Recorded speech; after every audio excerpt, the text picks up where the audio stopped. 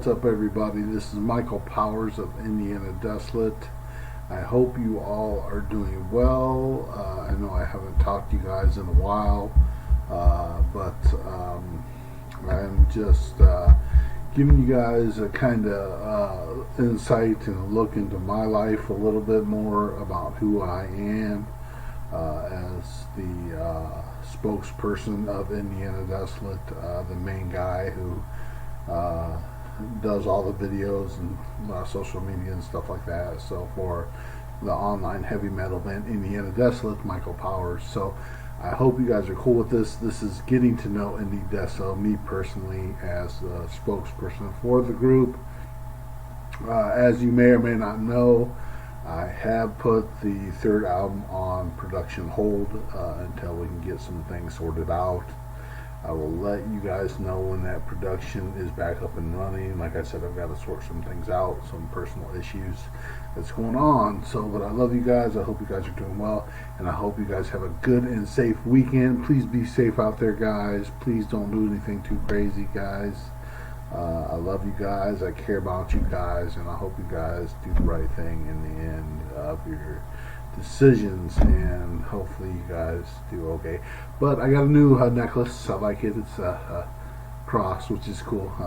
You know, I'm a believer in Jesus Christ. What can I say? You know, I don't put a lot of faith in the scriptures, but I do believe in Jesus Christ, what he stood for and what he died for. So to me, he saw the hearts of mankind, and he still saw something worth saving. So I think, you know, that's definitely a noble cause, and he is a real person. So I still believe in Jesus Christ. So I love you guys. Let's go ahead and get with these questions. I think I have, at the most 8 questions, not 10, unfortunately. But I hope you guys bear with me. I will try to answer these the best that I can. And so here goes. The first question is, are you single? And I am currently single. I don't really do any dating as far as that goes. I don't really have the time.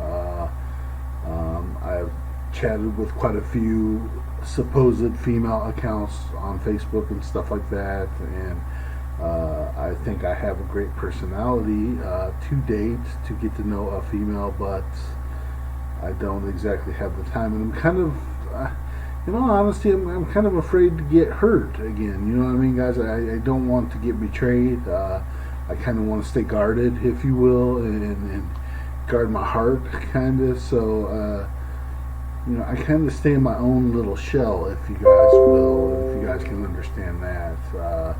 I kind of, you know, I stay secluded. I'm very much a private person. Like I said, I'll chat with people online and stuff like that, and on Facebook and stuff like that, but I don't really get out in the dating scene too much. For one, I don't have a lot of money to wine and dine females. I like the simple stuff in dating. I like the ice cream and, you know, just talking and walking on the beach, you know, stuff like that. Stuff that doesn't exactly cost a lot of money, but actually the quality of the time. You know, and that not the expensive stuff, but the quality of the time, and getting to know the person rather than staring at your phone and ignoring what the person says. To me, that's so rude. You know, if I'm out on a date with a female, I want the female to be interested in me, and I want to be interested in getting to know that female, not just this, hey, I'm scrolling on my phone, leave me alone, I don't have time for you. If you can't put your phone down for me, see ya, you know, because I'm certainly going to try my best to put my phone aside for you. If you can't show me the common courtesy to do the same thing, then you're not worth my time. So, you know, I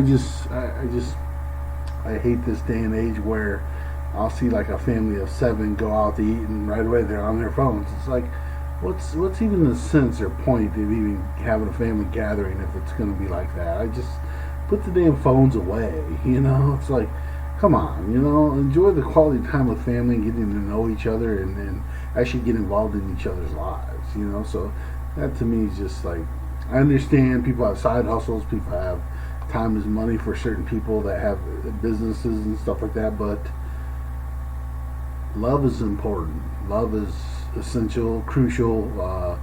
without love, a baby will die. So it's like love is way more important, and so it's like to get to know somebody, to take that time to want to have love in your life. That to me is one of the most important things a human soul can have. So to me, that's important. So it's just me speaking from the heart and the mind. So I love you guys. So yes, I am single. Second question leads to, have you ever been married? Yes, I was married to a female. I'm a complete 100% straight up heterosexual male. I'm not gay in any way. I'm not bi in any way, shape, or form. I'm 100% heterosexual male. I was married to a female for almost 10 years. She had a daughter from a previous relationship, and about almost 5 years ago we were divorced. Unfortunately, we split due to us both being unhappy in the relationship, and that is that. So I have been married with a child from a previous relationship. I don't have any biological children of my own, and honestly, I'm already 45, so I don't know if I'm over the age to have a child. It's kind of scary to me.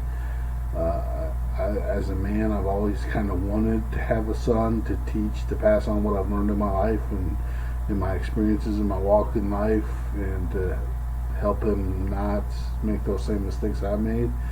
But also, I look at the way this world is now, and it's pretty messed up, it seems like. So I'm kind of leery of bringing a child into the world the way the world is. So I'm kind of concerned about that, So, but I think I'd make a good dad. I'm pretty cool. I think I think I'd make a great dad, honestly, for a kid. I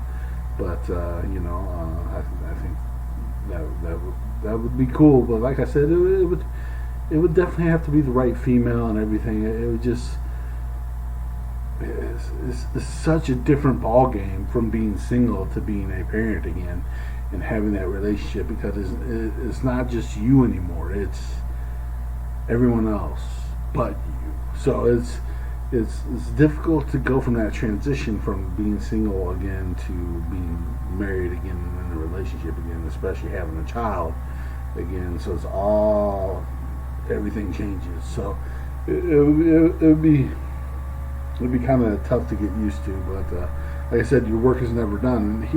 Being single, I can at least relax and kind of chill out, and have that peace of mind and that peace and comfort. So there is some, pros versus cons there being single male. I mean, the loneliness sucks, yes, but you kind of gotta suck that up and deal with it. But the third question reads: if you could travel anywhere in the world, where would you go? And me being an Indiana guy, I want to see America. I kind of don't understand these people that I want to travel the world. No, I want to see America. To me, America is still a great nation, full of opportunity that a lot of other communist countries don't have and don't get. To me, here we can still choose our career path in our lives, which is such a blessing. We can still have that opportunity and that chance to have a different career besides a government telling us what we have to do for the rest of our lives. So we're really, really blessed in that aspect. And a lot of people don't understand that, because I have a friend from Norway, and he says basically that the government tells him what job he has to do, even if he wants to be something else. That government controls what he does in his life and for the rest of his career. So people don't understand, here in America, we really do have a blessing in this land of opportunity. So it is still a great nation. It really is. So thank goodness for that. But I would want to see America. I'd want to go to, the steps Rocky ran up in the movie Rocky. And I think it would be so cool. I've never seen the Abraham Lincoln statue. I've never, I've never seen the Pentagon. Just like, it'd be so cool just to see America. What's the mountain with the Mount Rushmore? I think with the 4 presidents. I've never seen these things. And I'd want to do that, and so I want to see America first, and before I even remotely think of even going overseas. I've been to Canada, but that was driving, and that was kind of like America, in a way. So I wasn't too enthused. It was just like a big American city. I think we went to Toronto, and so I saw Canada. But I would want to see America first before I did anything else. So if that answers that question. The fourth question reads, what type of personality do you have? I am more of an introvert unless I really, really get out of my shell and want to be sociable and get tired of being lonely. But sometimes I got to be careful with that because I can go all out, and I've even had in the past where I've started to become sociable. I've gotten too sociable, and the establishment owner kind of wanted me to kick me out of his establishment because I was being too sociable with people, and so it's like holy crap, So I can kind of be like an all or nothing kind of guy. I can be like, like earlier today I went out to eat and I was all by myself, and it's like I only think I spoke to the waitress, and that was about it. I didn't say two words to anybody else outside of my waitress and stuff like that. So it's kind of, and I get tired of that. I honestly do. I hate that. I want to be sociable, but it has to be with the right person and connect with the right person. So in the right timing. So I think I have a gift for gab. I can talk about lots of stuff and get to know female really well. But it's like I'm more of an introvert kind of. To spare others' feelings, I kind of keep things bottled in and reserved. And sometimes I don't reveal things to certain people because I'm afraid it'll hurt their feelings, the way I think and how I feel. So I keep that kind of contained, and so I can keep that inside. And I tend to have sometimes a more passive aggressive personality as well. I can kind of, if someone pisses me off, I'll kind of do things in little certain ways to get even with them, passive aggressively. So I kind of do that sometimes, I'm kind of different, I guess. And moving on, the next question is number 5. What is one false rumor about you that you have heard? And one false rumor I heard about me was that I was the owner of a catering company, and it kind of took me back, and I was kind of shocked about that. But actually, the official story was that I worked at a catering company. I wasn't the owner of a catering company, but I actually was a worker, a food prep at a catering company for a catering company in the city I live in for a while, a couple of years, I think, if I remember right. And so I think we had a picture in the local city paper that I was in, and it was for the catering company. And so I think people took that and said, well, the name of the catering company had my first initial, my first name in it. So I think people thought, well, that must be Mike's catering company. And so, so I had to tell this person, no, I never owned the catering company. I was a worker for the catering company. So I had to clear that up right away when I heard that rumor. And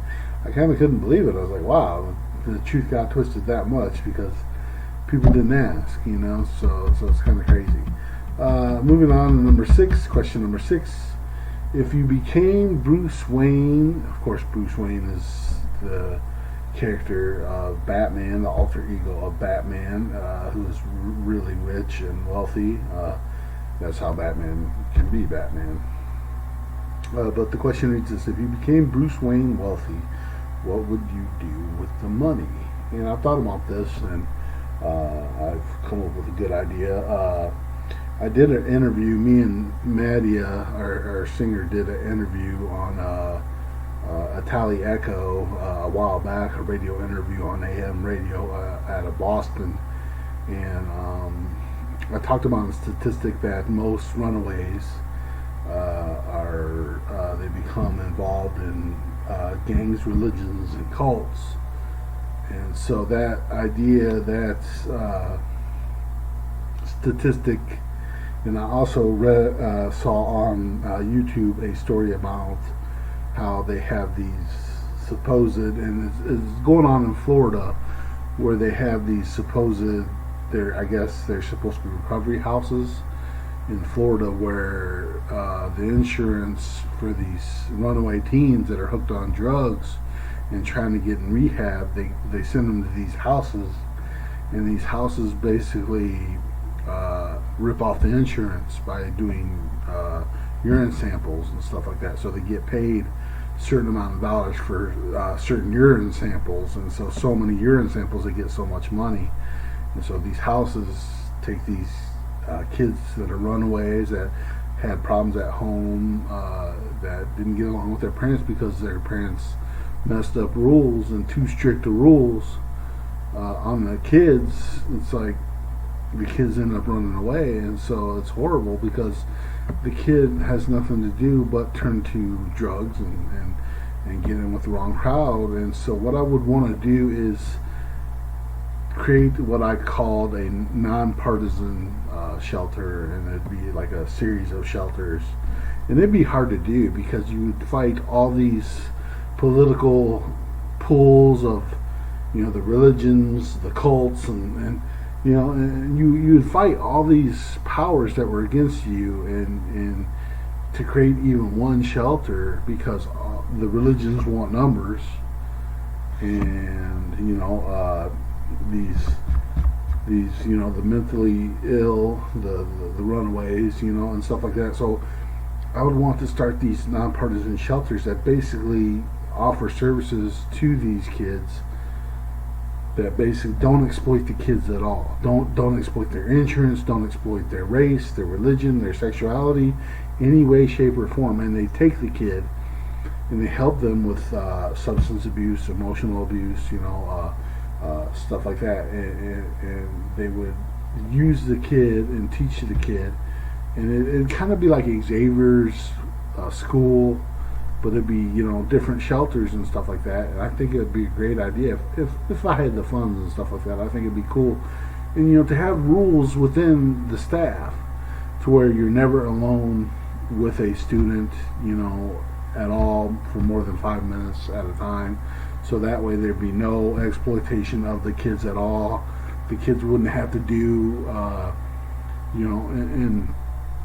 the kids could focus on their talents and their dreams in their lives, and that way they could focus on, doing what they love to do, and learning how to market themselves and market their talents and market their abilities, and focus on that. And if they want an education, to get an education. If they want to be an engineer, they can try to be an engineer. If they want to be an artist, they can be an artist. If they want to be a fluent violin player, they can work on their violin playing, and so just not exploit that person, not exploit, the drug addict, and say, to get your drugs you're gonna have to sleep with 80 men, to not do that to the kids, like the gangs would do, like, you gotta sex her in or jump her in, stuff like that. To not, you don't have to believe our teachings and go by our teachings in order to get help, like a religion would do.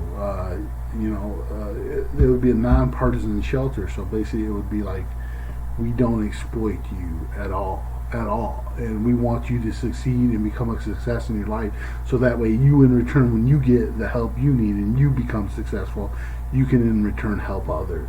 So that's the whole idea, and that's the whole goal behind the thing that I would want to do. And so it would be like, I think it'd be cool. It'd be like a new opportunity for kids that are different. Like myself, I grew up different, so it's like I was the outcast. I wasn't popular and stuff like that. So it'd be kind of a cool way to help those kids that are runaways and stuff like that have had hard times at home and they're struggling and stuff like that. So, and the mentally challenged, people with bipolar disorder that might not know they have bipolar disorder, to teach them, to educate them, like, hey, you might be bipolar and you might not know it. So to get the word out there that, hey, you might have bipolar disorder, because at first I didn't know I was bipolar until I had to learn about that. And unfortunately I had trips to jail and stuff like that, trips to psych wards and stuff like that. So it'd be cool to, to do that. I would want to do that. It'd be a ton of work, but I think it would be a noble cause. So I'd want to do that. Question 7: do you see yourself as a good person? I do. I see myself as a very, very misunderstood person because people don't ask. He questions why I do the things I do, why my actions on a particular event that happened. They don't ask me these things, and so they don't understand me because they don't ask. And what Jesus say, "You have not because ye ask not." Basically, in other words, ask. If you don't know, ask. Don't jump to the conclusion and say, "Oh, he did this because he was an asshole or he was a dickhead." I did that certain thing for a reason. There is a rhyme to my reason. There are methods to my madness. And so, and when you find out my method to my madness, it'll make logical sense why I did the thing I did. So I would say I am a good person, but I'm often misunderstood. That's the line in the song "Raise the Horns." No, none that are good, but I stand with the misunderstood. In other words, like I'm telling you, I know what it's like to be misunderstood because people don't ask. They don't ask questions. They just jump to conclusions and say, "Oh, you're evil because you support this," or "You're evil because you support that." You're evil because you do this. You're evil because you do that. You're evil because you don't believe in the scriptures. I believe in something that contradicts itself constantly, and I find error because I've always been told truth can stand examination, and if truth that you're presenting to me cannot stand my examination, then it's not good. So why should I have faith in the scriptures that don't stand examination? So there you go. So you might be a blind sheep following blindly and clueless, but I'm not. Doesn't mean I have to be either. So there you go. The blind lead the blind. What? They both fall into the ditch according to your master's teaching. So before you accuse me, take a look in the mirror. Alright. And then that was question 7. Question 8. Let me get this here. Hang on just a second. Question 8 is, do you see... no. Question 8. Alright. Question 8 reads... Okay, hang on just a second. Come on, if I can get my computer to work right here. There we go. Sorry. Alright. Question 8 is, what is your horoscope sign? Okay. I will break it down without giving my birthday away. Because I don't want to be too personal on here. But I am, in the Native American horoscope, I am a deer. I'm the animal, the deer. In Western horoscopes, I am what they consider a Gemini. And in the Chinese horoscopes, I am considered a snake in the Chinese horoscopes. So there you go. So there you have it. 8 questions answered. I hope you guys are doing okay. I hope you guys have a great weekend. If you guys can get a chance, you want to hear some good heavy metal music, give a listen to our 2 first EPs. We have our first EP called Anarchy in America. That is out on Spotify, iTunes, iHeartRadio, even YouTube. All you got to do is type in all one word, Indianadesolate. And also you can have a listen to even a better production, better songs as well, with our second EP called Nothing Sacred Remains, also on iHeart, Spotify, even YouTube. Like I said, you just got to type in all one word, the band name, Indianadesolate, and we should pop right up. So I love you guys. If you guys need to hear some of our stuff, please give us a listen. We are really good. Like I said, the 3rd album, I've kind of stopped production right now until we get some things in the Indianadesolate camp sorted out. But I love and appreciate you guys. I hope you guys have a good and safe, healthy, happy weekend. Please don't do anything too crazy, guys. Please take care of yourselves and each other because you guys are all worth it. I love you guys. You guys take care. This is Mike Powers of Indianadesolate. We'll see you guys. Take care. Enjoy that outro, guys.